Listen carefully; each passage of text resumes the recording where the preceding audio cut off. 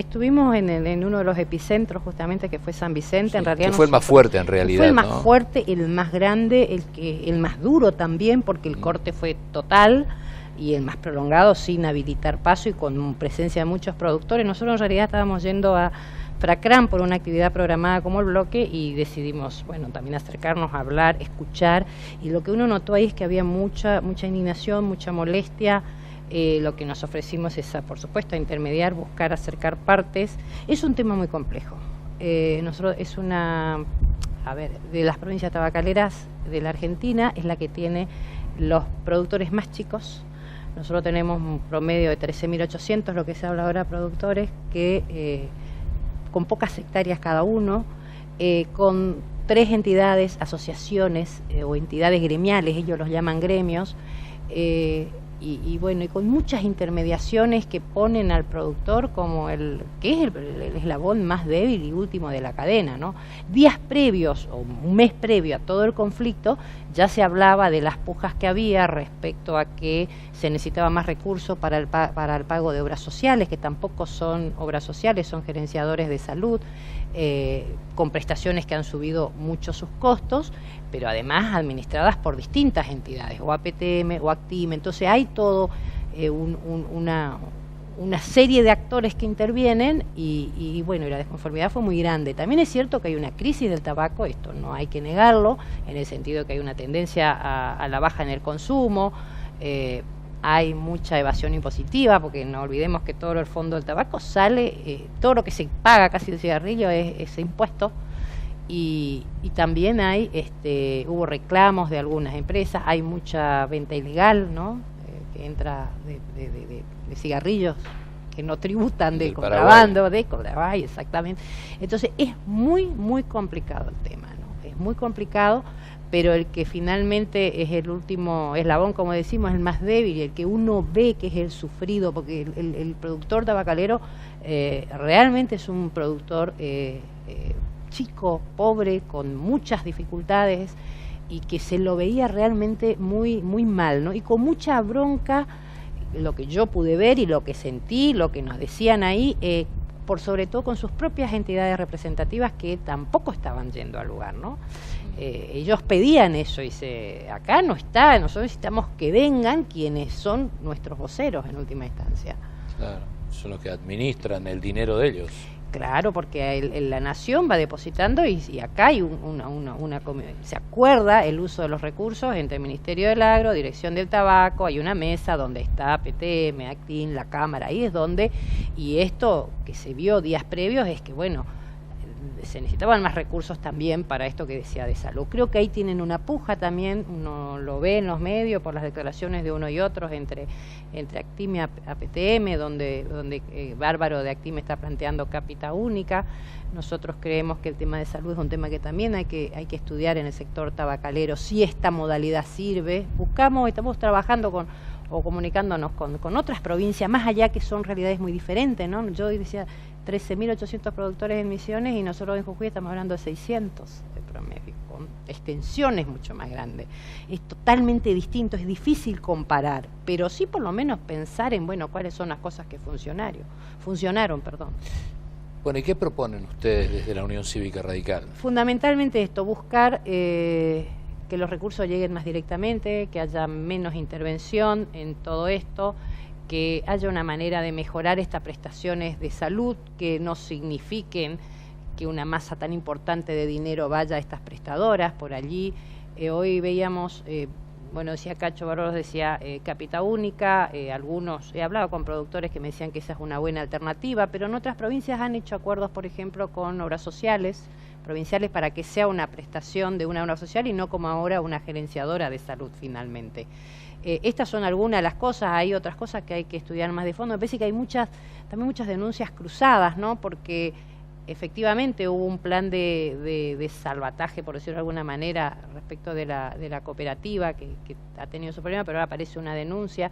Esto tampoco tiene que ver con los recursos del productor, de lo que va por el FED, porque eso sale de un porcentaje de un 20% que se destina al tema de cooperativas, no del 80% de todo lo recaudado que va para el FED y otros programas operativos anuales. Porque todo esto funciona con programas también, entonces también hay una intermediación muy grande. El programa se elabora acá, se manda a Buenos Aires, si se aprueba, Nación manda la plata, y si no se aprueba porque faltó una firma, vuelve para acá y después vuelve y después se rinde. ¿Sí?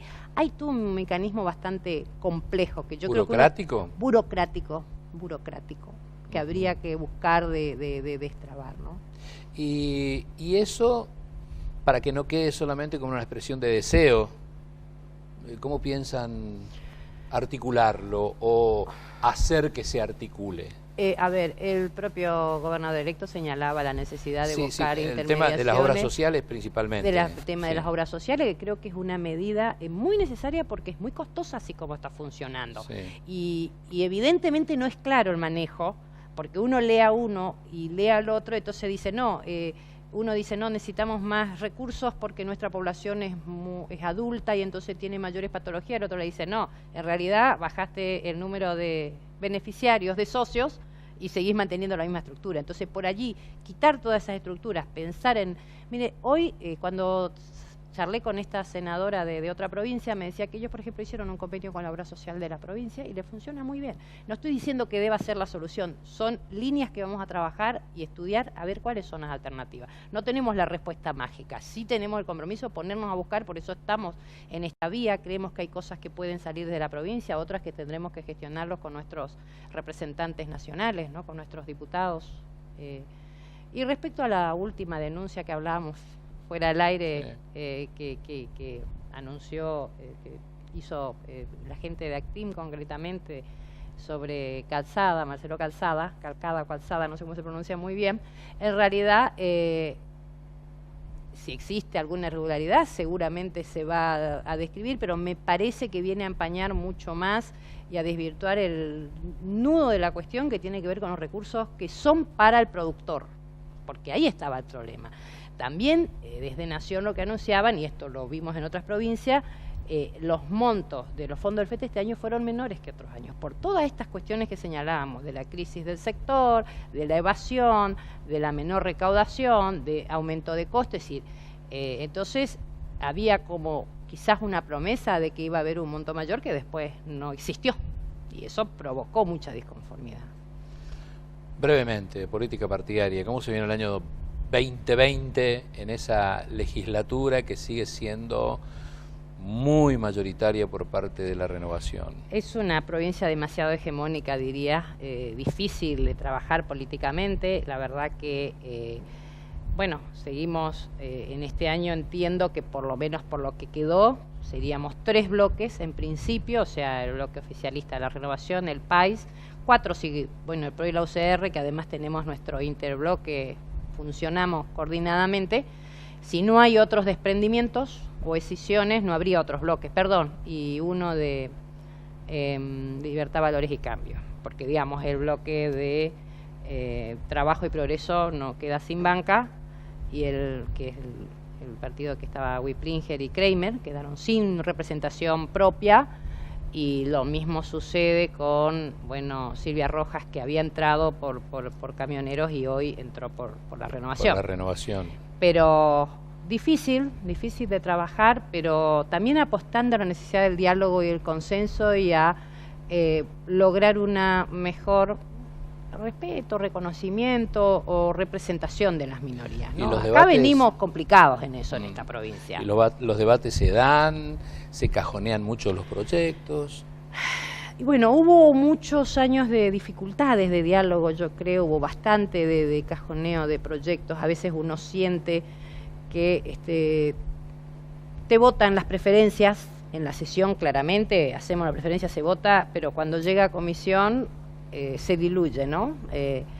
Y creo que eso es algo que tenemos que mejorar. Creo que tenemos también una legislatura con un periodo, siempre lo decimos, demasiado corto. Terminamos en octubre.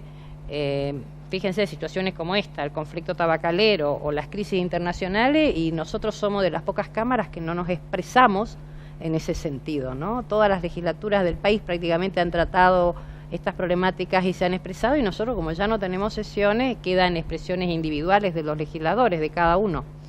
Así que sí, una legislatura con estos ribetes, de todos modos, bueno, siempre apostando, uno siempre digo que nosotros, a ver, en la democracia no existen las mayorías, sino existen las minorías. Creo que desde ahí hay que revalorizar el rol de los bloques de la oposición, no desde la oposición obstruccionista, sino desde lo que esa voz, por la oposición misma, sino de la voz que representa a esa minoría, y que la posibilidad de existencia de una mayoría política existe en tanto haya minoría, si no, no hay nada, digamos. Así que eso siempre uno está tratando de fortalecer. Ahora, con una situación distinta, ya por no tener, digamos, no ser oficialistas con el gobierno nacional, digamos, ahora ser opositores, propositores. Sí, además porque esto también es algo que siempre lo veníamos diciendo, muchas veces parecíamos más, yo lo he dicho en el propio recinto, que a veces parecíamos más un Congreso de la Nación que una legislatura provincial, digo porque todas las problemáticas parecía que tenían que ver con la Nación solamente. Bueno, ahora que le toca al oficialismo provincial ser oficialismo a nivel nacional, va a tener que poder contestar de uno u otro lado. Claramente eso va a cambiar me parece que la relación de la trabajo. Dinámica. La dinámica de trabajo, que insisto, nosotros hemos sido un bloque claramente, digamos, formamos parte del gobierno nacional como bloque y como interbloque, pero que también hemos hecho las críticas cuando fue necesaria o apoyado aquellas cosas que nos parecía que nuestra legislatura provincial tenía que aportar. Ahora, también creemos que hay problemas de Misiones que son de Misiones y Seguro. que los tenemos que resolver en Misiones con los misioneros.